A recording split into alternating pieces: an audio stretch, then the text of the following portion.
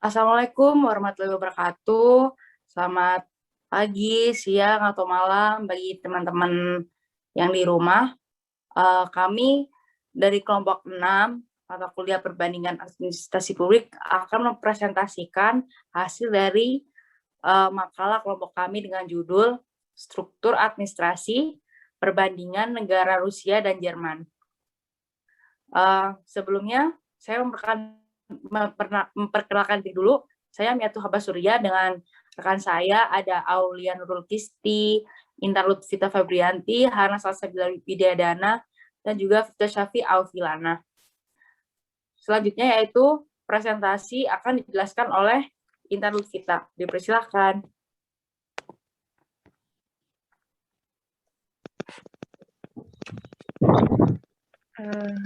Terima kasih atas kesempatannya. Yang pertama ada struktur administrasi. Menurut Rathud, struktur administrasi bukanlah sesuatu yang dapat dirasakan secara fisik. Yang kemudian Rathud juga menjelaskan bahwa sistem administrasi adalah tugas-tugas yang ditujukan kepada orang-orang seperti kepada siapa orang-orang tersebut melapor, dengan siapa mereka bekerja, dan melakukan interaksi untuk menyelesaikan pekerjaannya. Dalam struktur administrasi di berbagai negara, Rathud hanya berfokus untuk mempelajari organisasi pemerintah serta mengamati bagaimana fungsi-fungsi dialokasikan, dilakukan, dan juga dikoordinasikan. Pengalokasian pekerjaan pemerintah pada umumnya berdasarkan prinsip-prinsip yang disebut dengan basis organisasi. Menurut Luther Gulick, basis organisasi ini terdiri dari 4 aspek utama, yaitu yang pertama ada tujuan,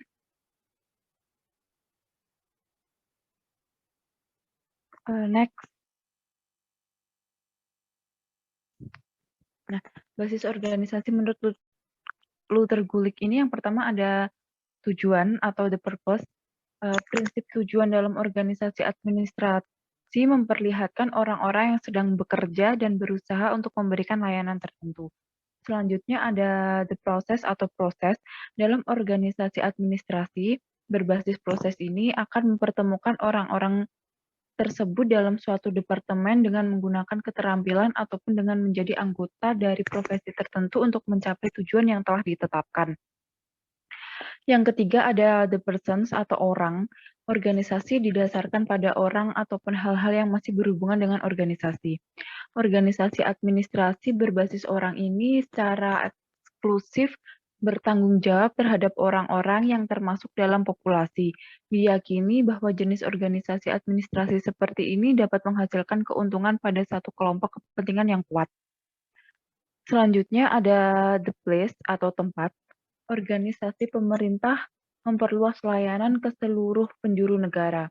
Organisasi berbasis tempat atau geografis ini secara umum untuk memfasilitasi orang-orang daerah pelosok dan terpencil agar dapat mengakses serta bisa lebih responsif terhadap kebutuhan lokal. Next, akan dijelaskan oleh teman saya. Selanjutnya yaitu ada bentuk struktur administrasi. Jadi menurut Rathod tahun 2007 pada bagian eksekutif pada suatu negara itu dibantu oleh 3 badan penting. Yang pertama yaitu line agency, staff agency, dan juga auxiliary agency. Yang pertama yaitu line agency.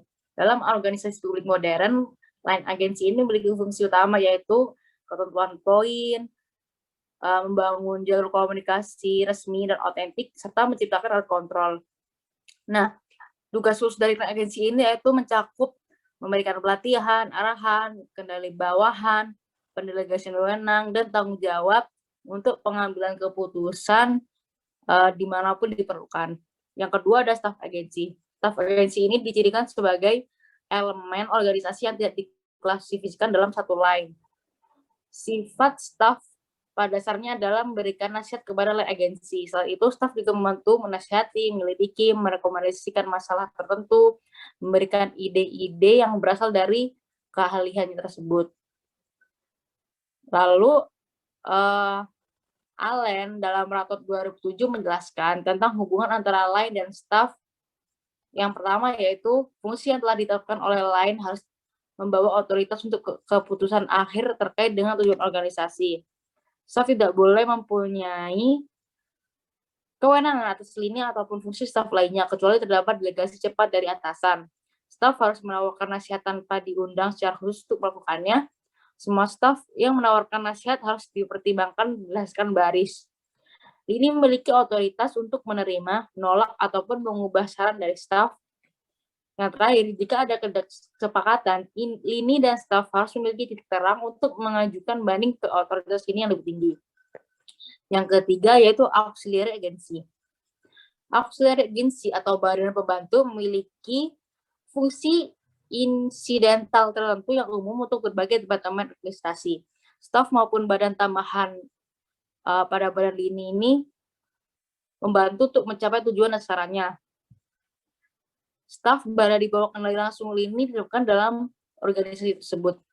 Sementara staf tambahan lain secara tidak langsung dikendalikan dan cukup sering ditempatkan di luar lingkup organisasi yang memberikan jasanya. Perbedaan lain antara staf dan pembantu pada auxiliary agency yaitu yang pertama, staf harus memperluas layanan konsultasi, sedangkan staf tambahan melakukan atau memfasilitasi layanan. Staf membantu kepala eksekutif dan pembantu organisasi ini. Staf bercabang dari kepala eksekutif, sementara pembantu bercabang dari departemen. Staf memperhatikan perubahan kebijakan utama, sedangkan pembantu memperluas layarnya secara insidental. Staf memperhatikan perbaikan umum daripada tugas pencapaian tujuan departemen, sedangkan pembantu bermaksud untuk melihat pemeliharaan departemen. Selanjutnya, proses selanjutnya akan dijelaskan oleh teman saya. Silakan. Selanjutnya, sistem administrasi atau struktur administrasi di negara Rusia. Yang pertama, ada sistem pemerintahan. Jadi sistem pemerintahan di Rusia itu adalah presidensial, yang artinya presiden menjadi satu-satunya penguasa tinggi di negara yang dipilih rakyat. Jadi kekuasaan presiden ini berada penuh pada diri seorang presiden, baik sebagai kepala negara maupun sebagai kepala pemerintahan. Nah, kedudukan presiden dalam hal ini itu mutlak sebagai eksekutif yang tidak bertanggung jawab kepada parlemen atau badan perwakilan rakyat. Jadi pemerintahan dipegang oleh presiden yang berpusat di Kremlin, serta Perdana Menteri yang bertanggung jawab atas parlemen, namun dengan peranan yang terbatas dibandingkan dengan presiden. Selanjutnya, parlemen memiliki dua kamar, yakni Majelis Federal yang merupakan majelis tinggi dan majelis rendah yang dikenal dengan Duma. Nah, sejak pembangkangan wakil presiden di Rusia, yaitu Alexander Ruskoy, dan ketua parlemen asal Chechnya, lembaga wakil presiden ini dihapus sehingga parlemen itu cuma memiliki dua kamar, yaitu Majelis Federal yang merupakan majelis tinggi dan majelis rendah yang dikenal dengan Duma. Next. Nah, kemudian ada pengelolaan negara federal. Jadi Federasi Rusia terdapat 83 subjek federal yang terdiri atas 21 republik. Jadi republik ini diizinkan untuk menetapkan bahasa aslinya di samping bahasa Rusia, tetapi tetap diwakili oleh pemerintah dalam ranah hubungan internasional.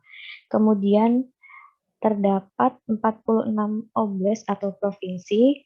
Nah, di oblast atau provinsi ini terdapat gubernur yang ditunjuk secara federal dan dipilih legislator secara lokal. Kemudian ada 9 krai atau wilayah dan 1 oblast otonom. Nah, ini diberikan kepada daerah paling luar dan akhir juga pada divisi administratif yang terdiri atas okrug otonom dan oblast otonom. Kemudian ada 4 okrug atau distrik otonom dan yang terakhir ada 2 distrik federal, yaitu 2 kota federal yang dimana kotanya itu Moskow sama Saint Petersburg. Lanjut. Nah, ini ada bagan atau struktur pemerintahan Rusia. Line agency ya. Jadi line agency ini pada negara Rusia dapat digambarkan dengan pihak eksekutif yang memegang kendali pemerintahan, yaitu seorang presiden. Nah, bisa dilihat dari strukturnya. Kalau ketua pemerintahan Federasi Rusia sama Perdana Menterinya kan sejajar, tapi di bawah struktur Perdana Menteri itu ada Menteri Federasi lagi, sedangkan di bawahnya ketua pemerintahan itu kan nggak ada. Nah, dari situ menandakan bahwa presiden memiliki kekuasaan yang dominan dibandingkan Perdana Menteri. Kekuasaan tertinggi dalam sistem pemerintahan Rusia itu memang terbagi menjadi dua, yaitu pada presiden dan Perdana Menteri. Yang bila merujuk pada teori ilmu negara kan harusnya itu sistem parlementer ya. Namun hal yang membedakan adalah presiden memiliki kekuasaan yang dominan dibandingkan Perdana Menteri. Jadi di Rusia kekuasaan pemerintahan yang dilaksanakan oleh Perdana Menteri hanya pada ranah kewenangan domestik saja, misalnya dalam kebijakan sosial kependudukan dan pengaturan mengenai birokrasi dalam pemerintahan. Next. Yang selanjutnya ada staf agensi. Nah, jadi staf agensi ini dapat digambarkan sebagai badan legislatif yang dipegang oleh Duma Negara. Duma Negara ini adalah majelis terendah parlemen Rusia atau lembaga legislatif bawah di Rusia yang maksimal beranggotakan 450 orang yang dipilih melalui pemilu. Nah, kalau dilihat dari strukturnya, Duma Negara ini kan ada di kotak yang terakhir yang sejajar dengan Dewan Federal sama Majelis Federal. Jadi Dewan Federal ini adalah lembaga majelis tinggi dari Majelis Federal Rusia. Nah, Ketua Dewan Federal ini merupakan jabatan tertinggi ketiga di Rusia setelah Presiden sama Perdana Menteri.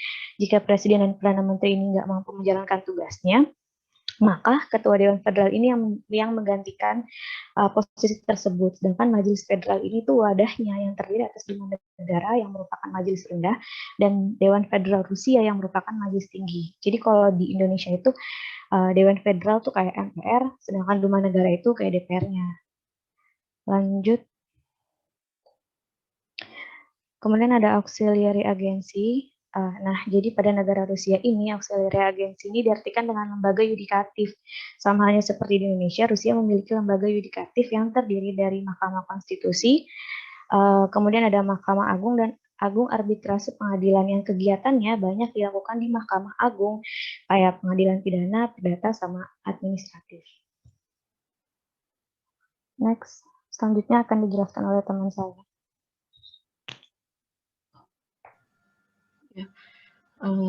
Untuk pembahasan yang sekarang adalah mengenai struktur administrasi negara Jerman. Jadi, sistem pemerintahan yang dipegang oleh Jerman adalah Republik Parlementer Federal. Jadi, di mana kepala negara itu dikepalai oleh seorang presiden. Jadi dia hanya merupakan sebuah simbol kepala negara, sementara kepala pemerintahannya itu dipimpin oleh kanselir, yang di mana itu sangat berbeda dengan penjelasan di negara Rusia tadi. Kemudian norma hukum yang diberlakukan oleh negara Jerman adalah Grundgesetz, yaitu semua negara bagian memiliki undang-undang dasar masing-masing, tapi semuanya itu harus sesuai dengan hukum yang bergerak di atas republik, yaitu demokratis dan sosial. Nah, Jerman ini dipimpin oleh 603 anggota Bundestag atau bisa disebut juga kalau di sini Dewan Perwakilan Rakyat, lalu 69 anggota Bundesrat yaitu Majelis Permusyawaratan Rakyat dan kanselir sebagai pemegang kekuasaan atau pemerintahan yang tertinggi. Nah, bagaimana sih pengelolaan negara federal Jerman? Jadi dalam sistem demokrasi yang dianut oleh Republik Federal Jerman, partai-partai politik yang memegang peran itu, jadi partai yang menang itu dia yang menguasai kepemimpinan selama durasi yang telah ditentukan, yaitu 5 tahun. Nah, negara federal ini dia memiliki kewenangan negara bagiannya. Jadi yang pertama itu menurut Dims Dalamli tahun 2020, kewenangan legislatif itu dimiliki secara penuh oleh negara bagian. Antara lain bidang-bidangnya itu yang pertama adalah hubungan luar negeri, kemudian ada pertahanan, ada moneter dan alat pembayaran, kemudian ada hubungan udara dan sebagian peraturan perpajakan. Nah, negara bagian ini negara federal ini memiliki 3 tugas. Yang pertama itu tugas yang semata-mata menjadi urusan sendiri. Nah, hal ini misalnya seperti sekolah, kepolisian, dan perencanaan regional. Kemudian tugas yang kedua adalah melaksanakan hukum federal sebagai urusan dan tanggung jawab sendiri. misalnya itu adalah undang-undang perencanaan, kemudian pembangunan, perizinan perusahaan, perizinan usaha, dan pelestarian lingkungan. Lalu yang terakhir adalah melaksanakan peraturan hukum federal atas mandat federasi, misalnya pembangunan jalan negara, kemudian juga ada bantuan pendidikan, seperti itu. Nah, pada bagian ini yang dimaksud adalah kewenangan yang kedua adalah hak swapraja komunal, yang dimana negara federal dapat mengatur segala urusan masyarakat setempat secara mandiri dalam kerangka hukum nasional. Jadi misal pengolahan air limbah, perencanaan tata kota, selain itu juga ada pembangunan dan pemeliharaan sekolah-sekolah, teater, museum, perpustakaan, di mana mereka dapat mengelola sendiri wilayahnya sesuai dengan kemampuan dari sumber daya lingkungan dan sumber daya manusianya. Nah, kemudian ini struktur pemerintahannya seperti yang saya sebutkan tadi sangat berbeda dengan negara Rusia, di mana kalau di negara Jerman pemimpin tertinggi pemerintahan dipegang oleh kanselir dan presiden itu hanya sebagai simbol kepala negara. Lebih lanjutnya akan saya jelaskan. Jadi menarik dari teori Ratot tadi yang dijelaskan oleh saudari Intan pada tahun 2007, line agency itu dipegang oleh kanselir dan juga oleh Bundespresiden. Jadi sebenarnya presiden ini dia itu hanya memegang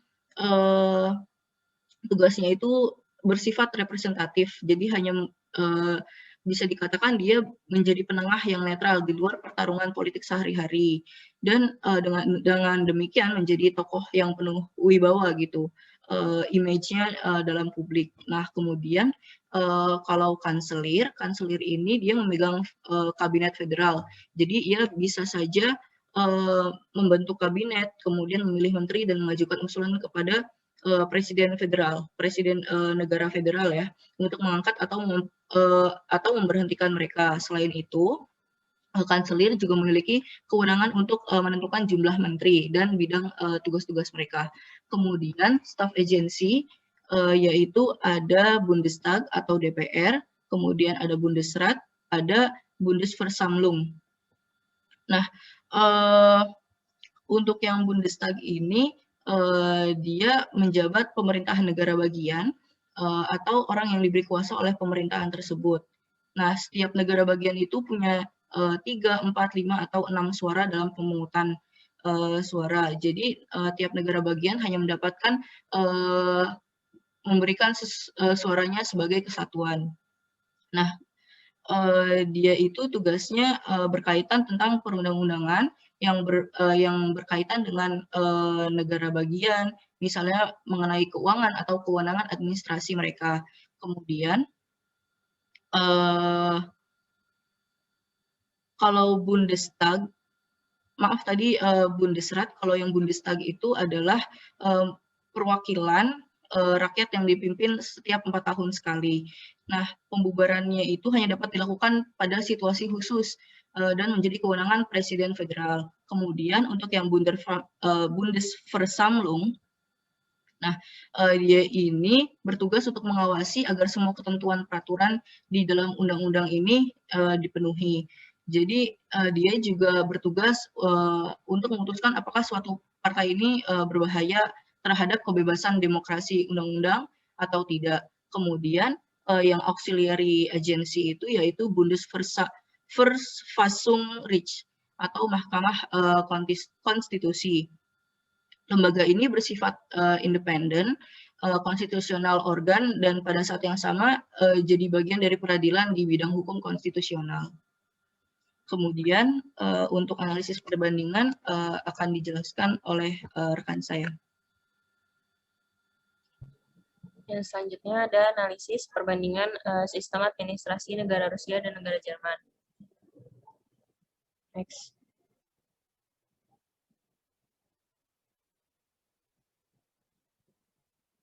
Yang pertama, analisis perbandingannya ada struktur administrasi negara. Nah, pemegang kekuasaan tertinggi Jerman itu adalah seorang presiden dan kepala pemerintahannya adalah seorang kanselir. Sedangkan pemegang kekuasaan tertinggi Rusia ada pada badan eksekutif yang dibagi menjadi 2 badan, yaitu presiden dan perdana menteri. Badan legislatif Jerman dipimpin oleh Bundesrat atau majelis federal yang terdiri dari perwakilan negara-negara bagian. Sedangkan badan legislatif Rusia diwakili oleh majelis federal yang terbagi menjadi 2, yaitu State Duma sebagai majelis rendah dan Dewan Federasi sebagai majelis tinggi. Next. Yang kedua ada bentuk negara. Bentuk negara Jerman adalah Republik Parlementer Federal, sedangkan bentuk negara Rusia adalah Republik Presidensial Federal. Awalnya pemerintahan negara Jerman berbentuk kekaisaran. Selesai Perang Prancis-Prusia, sistem pemerintahannya berubah menjadi sistem parlementer dengan kanselir sebagai kepala pemerintahan. Sedangkan Rusia pernah mengalami 3 kali pergantian model bentuk negara dan bentuk pemerintahan, yaitu negara kesatuan monarki, negara konfederasi Republik Sosialis, dan negara federasi Republik Demokrasi. Next. Yang ketiga ada sistem pemerintahan. Sistem pemerintahan yang dianut Jerman adalah demokrasi parlementer, di mana pusat pemerintahan diatur oleh parlemen yang terdiri dari beberapa partai. Sedangkan Rusia menganut sistem semi-presidensial, adalah sistem pemerintahan yang menggabungkan 2 sistem pemerintahan, yaitu presidensial dan parlementer. Lalu presiden federal yang ada di Jerman ini akan menjabat selama 5 tahun dan dipilih dalam konvensi federal. Sedangkan Rusia memiliki undang-undang pemilu presiden yang dipilih langsung oleh rakyat setiap 6 tahun sekali. Kemudian pada pemilihan kanselir, Jerman menggunakan sistem voting, di mana para anggota parlemen akan memilihnya. Partai yang memperoleh suara terbanyak akan menguasai pemerintahan. Sedangkan Konstitusi Rusia menetapkan prinsip pemisahan kekuasaan yang menyatakan bahwa kekuasaan negara di Rusia dipisahkan menjadi cabang eksekutif, legislatif, dan yudikatif yang masing-masing independen atau berdiri sendiri. Next. Saya kembalikan ke moderatornya. Oke. Terima kasih atas presentasinya kepada teman-teman yang memberikan waktunya presentasi tadi. Sekian materi yang bisa kelompok 6 atau kami sampaikan. Semoga materi yang kami bahas tadi bisa bermanfaat dan bisa menjadi studi wawasan dan menambah ilmu dari teman-teman sekalian yang telah menyimak video ini. Mohon maaf bila ada salah kata atau perbuatan dari kami.